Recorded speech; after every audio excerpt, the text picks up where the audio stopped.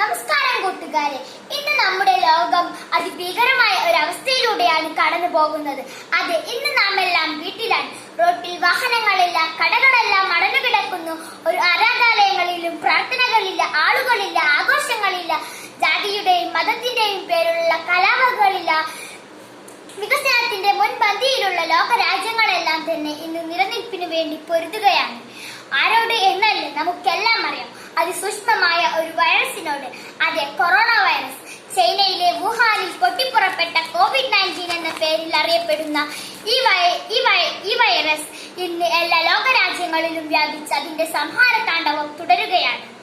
ഇനി എന്ത് ചെയ്യണമെന്നറിയാതെ ഈ സൂക്ഷ്മജീവിക്ക് മുമ്പിൽ പകച്ചു നിൽക്കുകയാണ് എല്ലാ ഭരണകൂടങ്ങളും. 10,000 മരിച്ചു വീഴുന്നു. ഈ വൈറസിനെ ചൊല്ലി എല്ലാ ലോകരാജ്യങ്ങളും തമ്മിൽ പരസ്പരം കലഹിക്കുകയാണ്. ഇതിൽ നിന്ന് മുക്തി നേടാൻ നമുക്ക് ആത്മാർത്ഥമായി പ്രാർത്ഥിക്കാം. എനിക്ക് തോന്നുന്നത് നമ്മുടെ ഭൂമി വിശ്രാമത്തിലാണെന്നാണ്, സമാധാനത്തിലാണെന്നാണ്.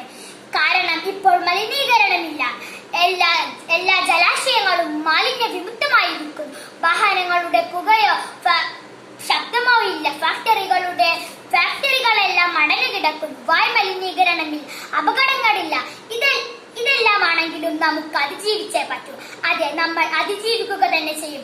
അതിന് എത്ര കാലം വേണ്ടി വരുമെങ്കിലും എത്രയായാലും നമുക്ക് നമ്മുടെ ഭരണകൂടത്തിന്റെ നിർദ്ദേശങ്ങൾക്കനുസരിച്ച് നീങ്ങാം. എത്രയും പെട്ടെന്ന് ഈ വൈറസിൽ നിന്ന് നമുക്ക് മുക്തരാവാൻ കഴിയട്ടെ എന്ന് നമുക്ക് പ്രാർത്ഥിക്കാം. നന്ദി.